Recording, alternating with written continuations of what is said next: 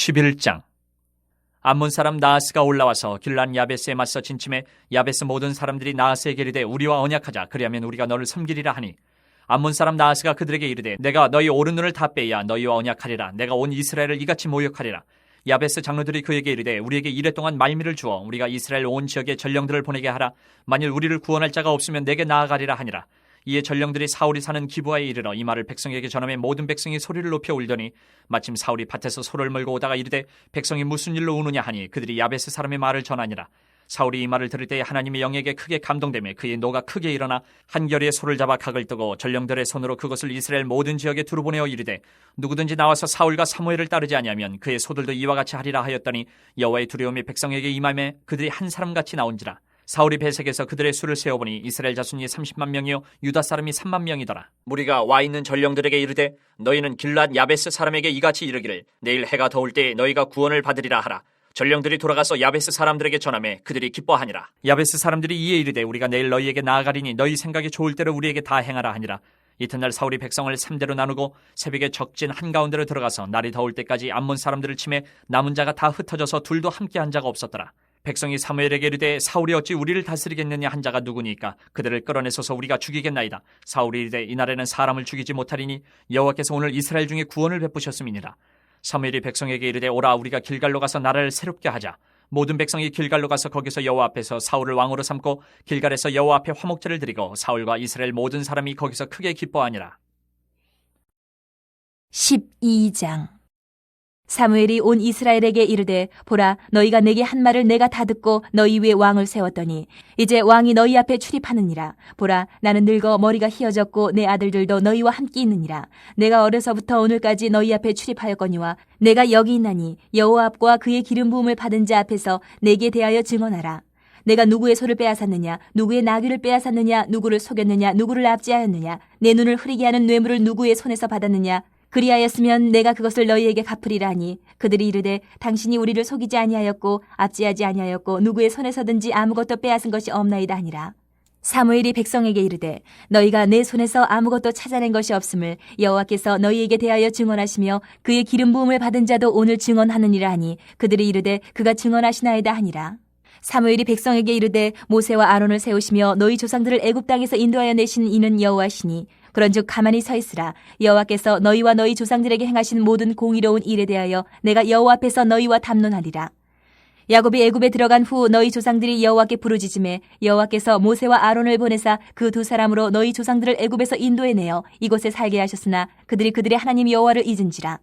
여호와께서 그들의 하솔 군사령관 시스라의 손과 블레셋 사람들의 손과 모압 왕의 손에 넘기셨더니 그들이 저희를 치매 백성이 여호와께 부르짖어 이르되 우리가 여호와를 버리고 바알들과 아스다롯을 섬김으로 범죄하였나이다. 그라오나 이제 우리를 원수들의 손에서 건져내소서. 그리하시면 우리가 주를 섬기겠나이다 하매 여호와께서 여룻바알과 베단과 입다와 나 사무엘을 보내사 너희를 너희 사방 원수의 손에서 건져내사 너희에게 안전하게 살게 하셨거늘 너희가 암몬 자손의 왕 나하스가 너희를 치러옴을 보고 너희의 하나님 여호와께서는 너희의 왕이 되심에도 불구하고 너희가 내게 이르기를 아니라 우리를 다스릴 왕이 있어야 하겠다 하였도다.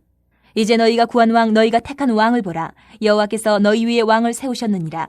너희가 만일 여호와를 경외하여 그를 섬기며 그의 목소리를 듣고 여호와의 명령을 거역하지 아니하며 또 너희와 너희를 다스리는 왕이 너희의 하나님 여호와를 따르면 좋겠지만은 너희가 만일 여호와의 목소리를 듣지 아니하고 여호와의 명령을 거역하면 여호와의 손이 너희의 조상들을 치신 것 같이 너희를 치실 것이라. 너희는 이제 가만히 서서 여호와께서 너희 목전에서 행하시는 이 큰 일을 보라. 오늘은 밀베는 때가 아니냐. 내가 여호와께 아뢰리니 여호와께서 우레와 비를 보내사 너희가 왕을 구한 일 곧 여호와의 목전에서 범한 죄악이 큼을 너희에게 밝히 알게 하시리라. 이에 사무엘이 여호와께 아뢰매 여호와께서 그날에 우레와 비를 보내시니 모든 백성이 여호와와 사무엘을 크게 두려워하니라. 모든 백성이 사무엘에게 이르되 당신의 종들을 위하여 당신의 하나님 여호와께 기도하여 우리가 죽지 않게 하소서. 우리가 우리의 모든 죄에 왕을 구하는 악을 더하였나이다. 사무엘이 백성에게 이르되 두려워하지 말라. 너희가 과연 이 모든 악을 행하였으나 여호와를 따르는 데에서 돌아서지 말고 오직 너희의 마음을 다하여 여호와를 섬기라. 돌아서서 유익하게도 못하며 구원하지도 못하는 헛된 것을 따르지 말라. 그들은 헛되니라. 여호와께서는 너희를 자기 백성으로 삼으신 것을 기뻐하셨으므로 여호와께서는 그의 크신 이름을 위해서라도 자기 백성을 버리지 아니하실 것이요 나는 너희를 위하여 기도하기를 쉬는 죄를 여호와 앞에 결단코 범하지 아니하고 선하고 의로운 길을 너희에게 가르칠 것인즉 너희는 여호와께서 너희를 위하여 행하신 그 큰 일을 생각하여 오직 그를 경외하며 너희의 마음을 다하여 진실이 섬기라. 만일 너희가 여전히 악을 행하면 너희와 너희 왕이 다 멸망하리라.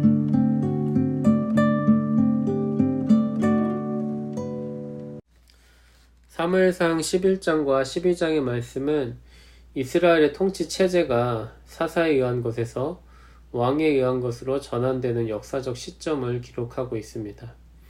이스라엘의 마지막 사사인 사무엘이 이스라엘의 지도자의 자리에서 물러나고 새로 세워진 왕인 사울이 지도자의 자리에 오르게 된 것입니다. 그리고 이제 이스라엘 사회가 새로운 통치 체제를 맞이하게 됨으로써 새롭게 변화된 통치 체제 속에서도 이스라엘이 하나님의 백성으로서 지켜야 할 언약의 내용이 다시 한번 확인되며 갱신됩니다.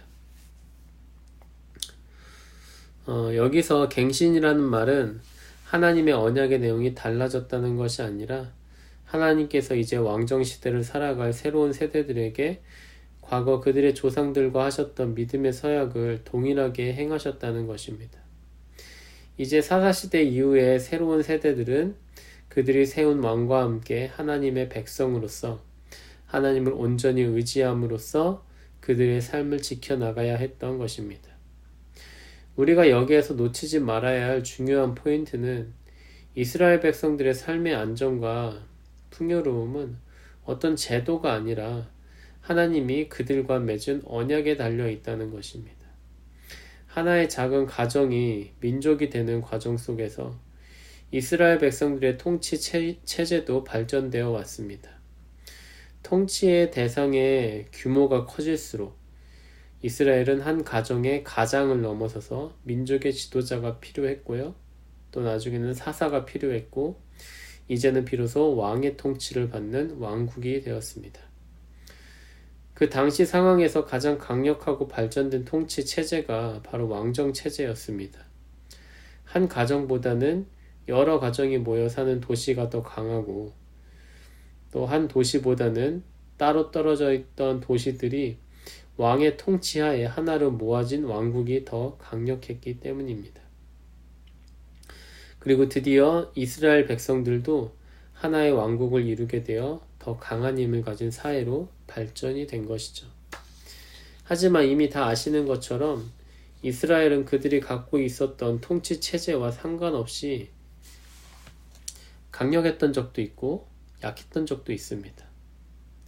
그것은 그들의 통치 체제에 문제가 있거나 다른 민족들처럼 왕국을 이루고 있지 못했기 때문이 아니었습니다. 이스라엘의 삶의 안전과 풍요는 그들의 통치 체제가 아니라 하나님과 맺은 언약에 의존되어 있었습니다. 그들의 왕이신 하나님과의 언약을 따라 하나님의 말씀에 순종하면 이스라엘은 안전과 풍요로움을 누렸지만 반대로 불순종하면 주변 나라들로부터 온갖 압제와 약탈을 당해야 했습니다. 심지어 자기보다 약한 사람들에게도 약탈을 당해야 했습니다. 당시 다른 나라들이 보기에 이스라엘은 그저 하나의 가정집에 불과한 것으로 나중에는 큰 민족은 되었지만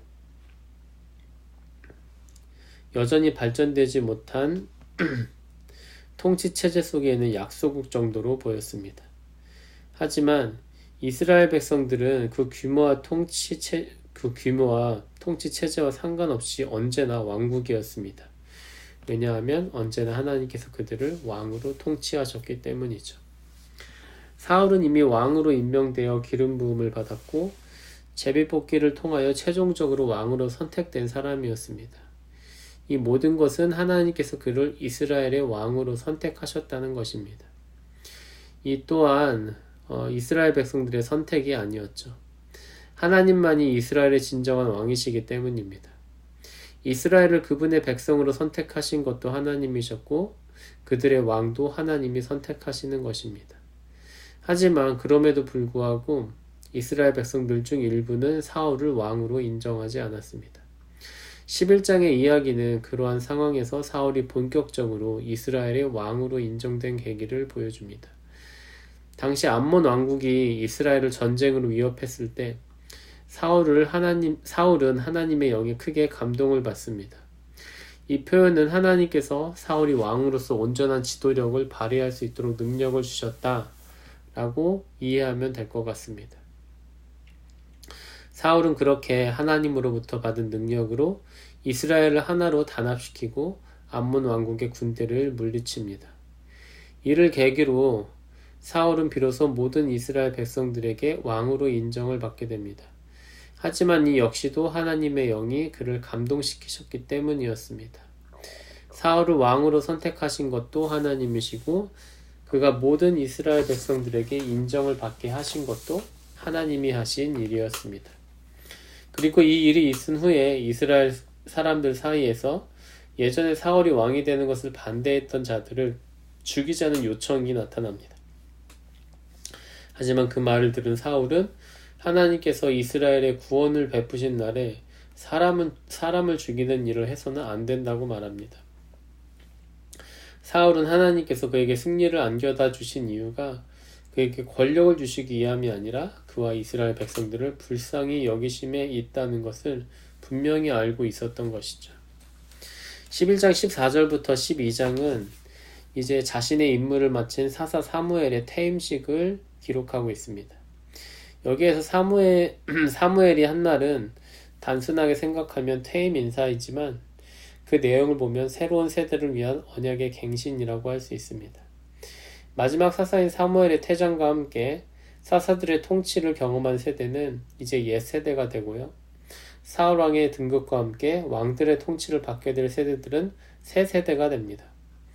그리고 사무엘은 하나님과의 언약을 지키는 데 있어서 옛 세대들의 잘잘못을 이야기하고 새로운 세대들에게 하나님과의 언약을 온전히 지켜나갈 것을 당부합니다. 과거에 하나님의 말씀을 잘 듣고 축복을 받았다는 것, 그리고 그렇지 않았을 경우에는 저주를 받았다는 것을 가르쳐 줌으로써 저주의 길이 아니라 축복의 길로, 불순종이 아니라 순종의 길로 나아갈 것을 당부한 것이죠. 12장 12절에서 사무엘이 한 말을 보면 아마도 당시 이스라엘에게 가장 큰 위협이 되었던 강대국은 암몬 왕국이었던 것 같아요. 당시 암몬의 왕이었던 나하스를 보면서 이스라엘 백성들은 자기들도 그 나하스 같은 강력한 왕이 없기 때문에 힘이 약하다고 생각했던 것으로 짐작됩니다. 이스라엘의 문제는 그들이 하나님과의 언약을 잊고 그것에 따라 하나님의 말씀에 순종하지 않은 것에 있었고, 또 그들의 진정한 왕은 하나님이심에도 불구하고 그들은 왕이었기 때문에 자기들이 약하다고 말했고 다른 나라들처럼 왕국이 되어야 한다고 말했던 것에 있었습니다. 이것은 하나님께 순종하지 않은 죄와 그에 따른 처벌을 하나의 왕국이 되어 극복해 보겠다는 죄를 저지른 것이죠. 우리가 왕국이 되면 굳이 하나님이 없어도 되고 하나님께 순종할 필요도 없어진다 라고 생각한 것입니다. 이제 자신들의 죄가 무엇인지 알게 된 이스라엘 백성들은 두려움에 떨면서 사무엘에게 죽음의 벌만은 면하게 해달라는 간구를 하게 됩니다. 이에 대하여 사무엘은 이스라엘의 안정과 풍요로움은 그들의 진정한 왕이신 하나님과의 언약을 따라 그분의 말씀에 순종하는 것에 달려있다고 말하며 순종할 것을 명령합니다. 이렇게 왕국시대를 살아갈 새로운 세대들과 하나님은 언약을 새롭게 갱신하게 된 것입니다.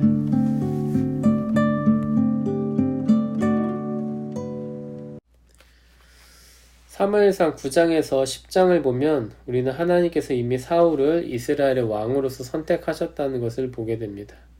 하지만 어떤 불량배는 이르되 이 사람이 어떻게 우리를 구원하겠느냐 하고 멸시하며 예물을 바치지 아니하였으나 그는 잠잠하였더라 라는 10장 27절의 말씀은 사울이 왕이 되기까지의 과정이 아직 더 남아있다는 것을 보여줍니다. 하나님께 선택을 받은 사람임에도 불구하고 일부 사람들에게 반대를 받고 나중에 가서야 모든 사람들에게 왕으로서 인정받는 이야기는 극적인 연출처럼 우리에게 감동이나 강한 인상을 남깁니다. 하지만 여기에서 중요한 것은 사울을 선택한 것도 하나님이 하신 일이고 일부 사람들의 반대를 받았던 사울이 나중에 모든 사람들에게 왕으로 인정받게 된 것도 하나님이 하신 일이라는 것입니다. 사울이 모든 사람들에게 왕으로 인정받게 된 계기는 그가 하나님의 영으로 감동된 것에서 비롯되었기 때문이죠. 하나님께서 왕을 선택하고 그가 사람들로부터 인정받게 하시는 일까지 하시는 것의 본질은 무엇일까요?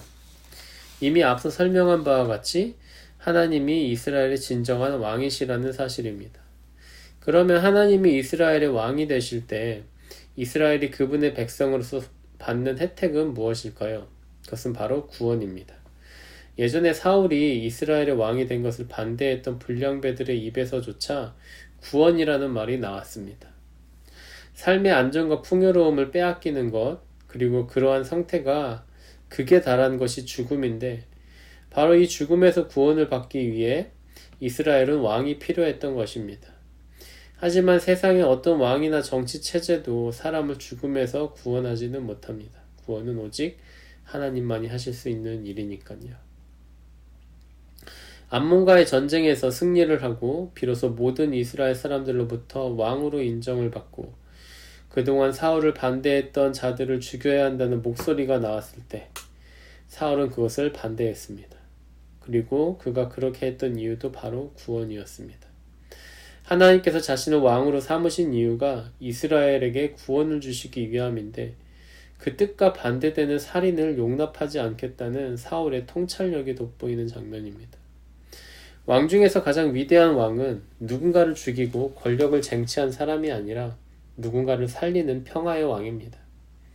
예수님이 십자가에서 죽음을 맞기 위해 예루살렘에 들어가셨을 때 그때 타신 동물은 말이 아니라 당나귀였습니다. 말은 전쟁의 왕을 뜻합니다. 그런 말을 타지 않고 당나귀를 타셨다는 것은 예수님께서 누군가를 죽이는 전쟁의 왕이 아니라 사람들을 살리는 평화의 왕으로 오셨다는 것을 보여줍니다. 사람들에게 생명을 주시는 것이 우리의 진정한 왕이신 하나님께서 하시는 일이고 그분의 통치를 받는 백성들이 할 일입니다. 오늘도 우리에게 생명을 주시는 하나님의 평화의 통치에 힘입어 살아가는 은혜를 경험하기를 원합니다. 그리고 우리를 통해 우리의 주변 사람들이 하나님께서 주시는 생명의 능력을 경험하기를 원합니다. 함께 기도하겠습니다. 거룩하고 자비하신 하나님 아버지, 오늘은 사람들에게 생명을 주시는 것이 우리의 진정한 왕이신 하나님께서 하시는 일이고 그분의 통치를 받는 백성들이 할 일임을 배웠습니다. 오늘도 우리에게 생명을 주시는 하나님의 평화의 통치에 힘입어 살아가는 은혜를 경험하기를 원합니다. 그리고 우리를 통해 우리의 주변 사람들이 하나님께서 주시는 생명의 능력을 또 경험하기를 원합니다. 주님 함께하여 주옵소서. 예수님의 이름으로 기도합니다. 아멘.